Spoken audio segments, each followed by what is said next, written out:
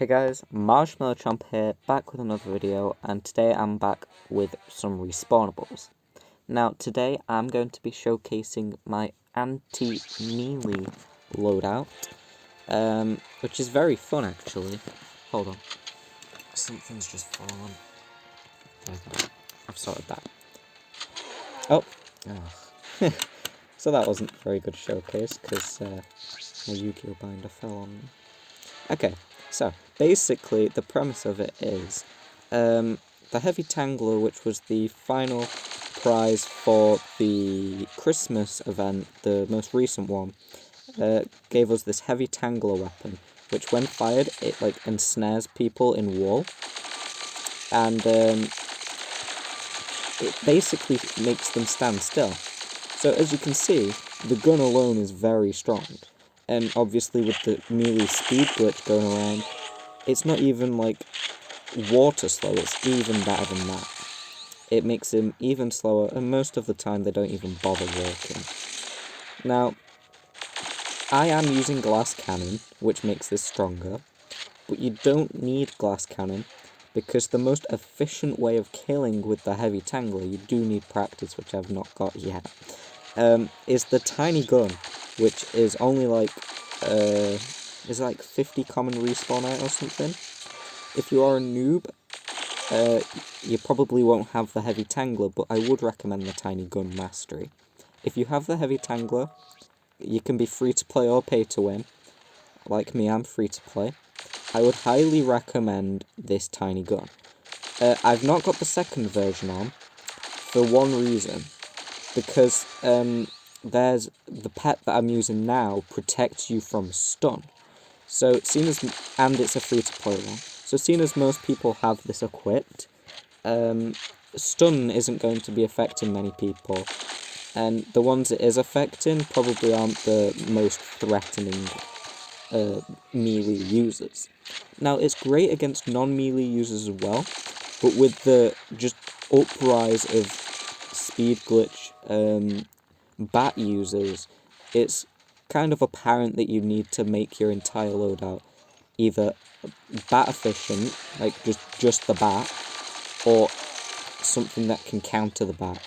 Now I don't want to join the melee crew, so I've made my anti-melee loadout. Now there are a few other things that if you do have, I am using, which make this loadout even better, which I'll go over when I'm in the next round. So, basically, for my gadget, I've gone with the super water balloons. Now, you can easily go for pretty much any gadget. The gadget isn't important. The reason I've picked water balloons, though, is because they are instant detonation, one-shot most players, so that's useful. And if it doesn't, it's a slowdown. So again, you're preventing that speed glitch. Other ones that I could recommend are the flashbang, because that does stun. But again, with the whole pet scenario, most people are running this pet to protect themselves from stun, so it won't be effective on most people. There's I think it's called the firecracker. I'd recommend that one quite highly as well, because it's cheap, and it costs coins like the water balloon and stun grenade.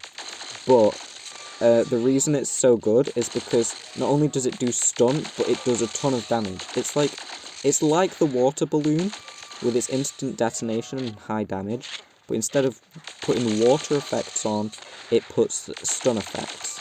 So I'm going to do a quick comparison between water balloon and the firecracker. The water balloon will put water effects, which stops the use of enemy gadgets, active skills, and stuff like that, which is probably going to stop the melee charge. I've not fully tested that. However, the stun grenade, if the stun is successful and they don't have the pet, they can't see and can't really move or fire. So obviously the stun's more effective, but the water effects are more likely to occur. What else am I using? My body piece is quite an essential item. I'm using the XBI Mystic Bandages. Now if you don't have this, don't worry. you don't need it. Basically, all it does is, when I'm at full health, it stops me from being one-shot. So, obviously, that's one bat swing. Now, with the speed of the bat being swung, it never hits you once. It hits you like 5 or 6 times before, well, it's a one-shot kill, but it hits you like 5 or 6 times. So most of the time, it doesn't protect you.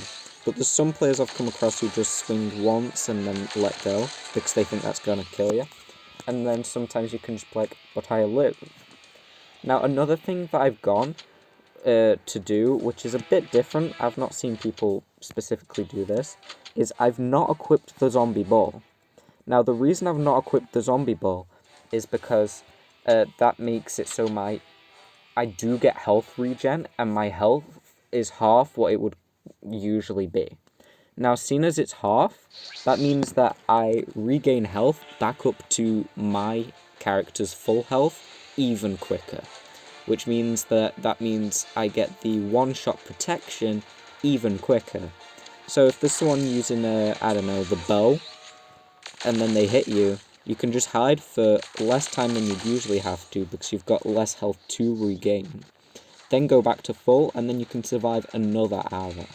So that's a little mechanic that I like to kind of abuse. I wouldn't say abuse, because obviously you are a lot weaker, so things like post-heavy skull and the toxic AR do destroy you a lot quicker.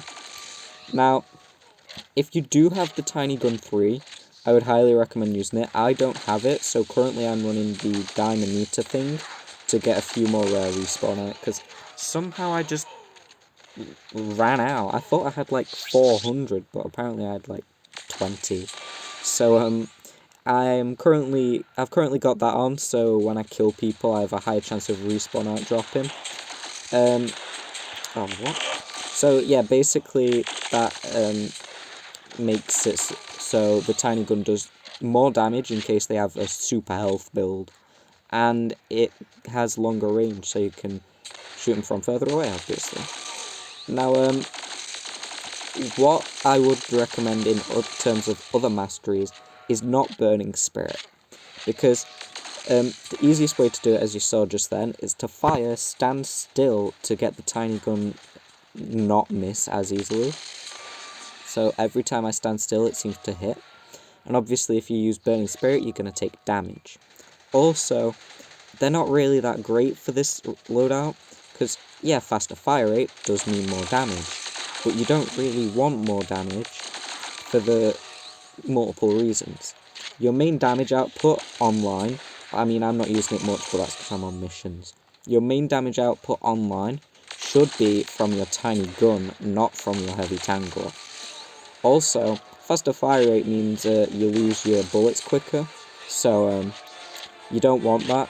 I mean, you could go for the reload one and just take a bit of damage, you know, but that does stop your one-shot protection from working, and could accidentally kill you.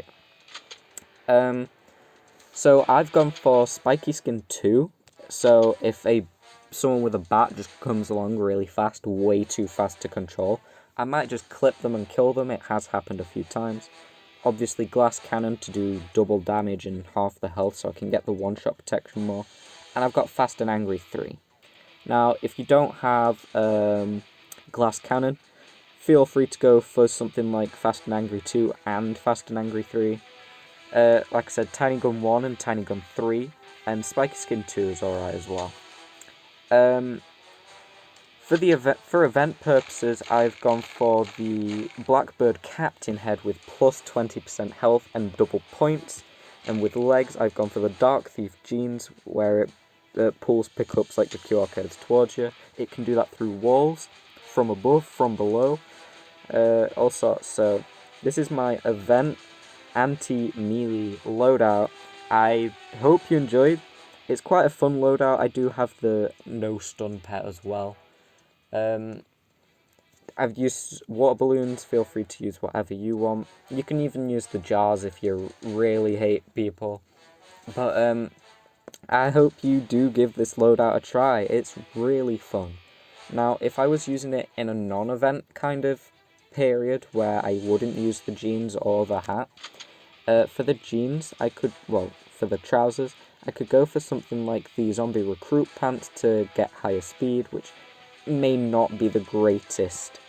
I could go for something where it increases my health, which is probably not great, but it might be the best option. Or I could go for something like Urban Ops boots, which gives me extra accuracy. So, I'd say the top candidates out of what I have would be something like Leprechaun's leggings to protect me from heavy machine guns, or the white cotton pants to protect me from MX weapons like the armored guitar case. But what I'd go for probably is Urban Ops boots, so you can ensure that you are going to hit them and ensnare them with the cotton. And for the head, I really don't know. I don't have any heavy machine gun things. If you're free to play, something like one of these zombie heads that heals you would probably be really good, actually. I know I don't have any of them. I might buy one of them. But that health obviously puts you back up to full again, which means you can again survive a one-shot.